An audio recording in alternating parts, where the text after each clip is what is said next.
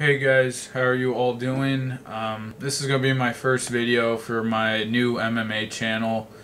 I'm going to be doing fight picks, giving you my thoughts on these matchups, and also recapping events. Like I'm going to, know I'm a little late with it, but I'm going to be recapping UFC on Fox 8, and I'm basically going to do all the UFC cards from now on. I'm a big UFC fan, and I feel I'm doing this just to connect with you guys who are also big MMA fans and who want to have some cool conversations about UFC and picking fights. I really enjoy doing this. I'll tell you a little bit about myself. I'm 19. I've studied martial arts a little bit, did Kung Fu for a few years when I was really young. However laughable you may think that is, but then I also did like kickboxing and karate stuff for a few years. I had a brown belt in that. Not trying to show off or anything, I'm just telling you about my martial arts experience, and also doing karate, kickboxing. I also studied a little bit of jiu-jitsu, ground fighting, just stuff in the gym. Never did any tournaments or anything, but I really enjoy the ground aspect probably more than stand-up, and it's probably what I like a lot about MMA.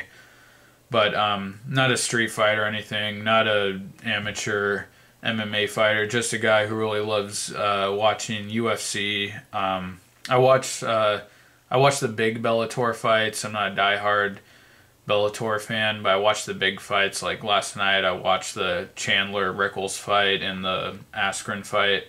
But I'm mainly going to be doing UFC fight picks and UFC recaps. But yeah, so right now I'm gonna preview UFC 163, do my fight picks for that, and feel free to, if you want to argue with me on any of my picks, feel free to do so. Don't be an asshole. No one likes assholes. Of course, you have the right to say whatever you want, but if you're gonna come on here and just be mean to me, I'll just think you're a horrible person. I'm just going to ignore you, so that's all. But you're going to do whatever you want anyway. But okay, UFC 163, Aldo versus a Korean Zombie. I think this is just going to be a horrible card. Easily the worst pay-per-view in a long time, just as far as name value. I'm going to watch it, but I think this is an awful, awful card. It was originally going to be Aldo versus Pettis, which, once they changed it to the Korean Zombie, you can definitely see how bad this card is. Aldo and Pettis, I think, was really going to mask all the, crap fights that are on this card, but yeah. So we're going to start from the bottom up with the Facebook card and just give you my fight picks, and going to talk about these fights. So I have Ednaldo Oliveira versus Francimar Barroso. Don't know much about either of these guys. I know Ednaldo Oliveira, I think it was at UFC 146, the all heavyweight card. Fought Gabriel Gonzaga, got choked out pretty quickly. I'm not going to bother looking up. Well, actually, Barroso doesn't even have a Wikipedia page, but I'll take Oliveira, I guess, just because he's already fought in the UFC once. I don't know either of these guys. Oliveira by decision. Viscardi Andrade versus Bristol Marunde. Andrade coming off of Tough Brazil 2, which was an awful season. There was very little talent. I think the guy who won, Leonardo Santos, I think he's really tough. He's got a lot of heart, but the guys on that show just sucked. And I sound critical, but I respect anyone who gets into an MMA match, amateur or pro, whatever. It's something I would never want to do, but I'm just giving my thoughts about it. I think the talent level is really bad on that show. Viscardi Andrade, he seemed okay. Just seemed really one-dimensional, just a striker. Has some power, but not technical with the striking at all. Bristol Marunde, tough 16. Also a really horrible, talentless season. I'm going to go Andrade by TKO. Neither guy's really impressed me. Marunde just got knocked out by Clint Hester, and Andrade won a few fights on Tough Brazil too by knockout. I'll go with Andrade, but I can see Marunde winning. Hani Yahya versus Josh Clopton. Did Josh Clopton... I think he's fought in the UFC before. I'm not sure. I want to say he fought like Steven Seiler or somebody, but I could be wrong. But Hani Yahya, really good submission guy. Obviously, it's what he's known for. And he's coming off of... His last fight was against one of those Japanese fighters on some Japanese card. Can't remember his name, but... I do remember that went to decision. It wasn't too impressive, but I remember Yahya finishing... oh, God, what's his name? Josh Grisby in the first round, north-south choke. So I'm going to have to go with Hani Yahya by submission, probably round 1, I'd say. Okay, so that's the Facebook card. Now this is the FX card. Ian McCall versus Iliardo Santos. Iliardo Santos got ran through by... I'm sorry, having trouble remembering everyone's names here. Alcantara, Yuri Alcantara. And Ian McCall's last fight lost to Joseph Benavidez. Iliardo Santos, don't know anything about him other than he got destroyed by Alcantara. And Ian McCall, yet to pick up a win in the UFC. I think he's really he's gotten worse since he's gone to the UFC. But I gotta go with McCall, just the bigger name, and hasn't been destroyed in any of his fights, at least not in the UFC. So I gotta go with McCall. And this is a stupid matchup. Why are you wasting a name like McCall on Iliardo Santos? And anything, of course, anything could always happen, but I think it's pretty clear McCall's gonna win. But of course, there are crazy upsets all the time. Next fight, Sergio Moraes versus Neil Magny. Moraes, another guy off of the first season of Tough Brazil. He's a real aggressive submission guy. But Neil Magny, I think he was one of the better fighters from that horrible Tough 16 season. Seems like a good ground guy, a good technical stand-up guy. Coming off of a win over John Manley. And yeah, Neil Magny seems like he's got technical striking, good control on the ground. I worry a little bit. I think Moraes, if they go to the ground, Moraes might be able to get on top of him, get a rear naked choke. Moraes won his last fight. It was against Hene Forte, I believe. But yeah, I could see Moraes winning, but I'm going to go with Magny by decision, maybe TKO. Amanda Nunes versus Sheila Gaff. Sheila Gaff got beat up by Sarah McMahon in her last fight, and I don't know about Amanda Nunes. I don't know, Sheila Gaff didn't impress me against McMahon, although McMahon is really good. I'll go with Nunes. I don't know much about either of them, so it's not an intelligent pick.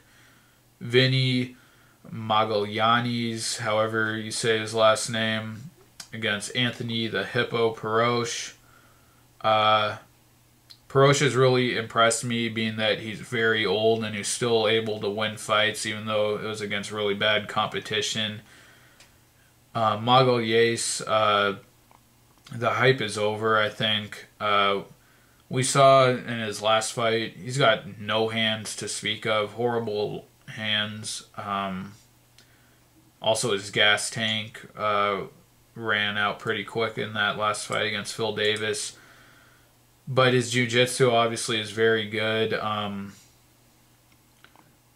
I think he's just going to take Perosh down. He's just, you got to go with side with youth on this one. Youth and athleticism. Magalhães by submission round 1. Okay, that's the FX card. It's not a very good card at all. In the main card, it's, like I said, I think this is a horrible card. But John Lineker versus Jose Tome. Never heard of Jose Tome because it is his first fight in the UFC. John Hands of Stone Lineker looked really good in his last fight against Azamat Gashimov. Was that the guy's name? I'm doing all this from memory, by the way. Yeah, Lineker's got big power. I don't think technically his striking is there, but definitely a big power striker. And like I said, I don't know Jose Tome, so I'll go with Lineker by KO. Next fight, Talis Latis versus Tom Watson. I don't know Talis Latis that well. I forgot to mention, I've only started watching UFC since UFC 100. So it's very probable a lot of you out there know your MMA knowledge goes a lot further back than mine. I know he had a horrible fight against Silva. But since UFC 100, I've watched every single card, every single prelim. So, yeah, I just want to say that. Got that out of the way. But I'll go with Tom Watson. Looked like his last victory was really inspirational, getting a knockout over Stanislav Nedkov. Seems like a real active striker, some decent power. I'll go with Watson, but Latez's experience, I could see him beating Watson. I'll go with Watson. Cesar Mutanche Ferreira versus Thiago Marreta Santos. Cesar Ferreira from Tough One Brazil. And let me go off on just a little side note here. I think Tough Brazil 1 was pretty good with the talent level there. And Tough Brazil 2, just a huge drop-off in the talent level. I thought that season was really awful. Like I said, Leonardo Santos, the guy who won, I think he can be a decent fighter in the UFC. But we got the winner of Tough Brazil 1 versus a guy who lost in Tough Brazil 2.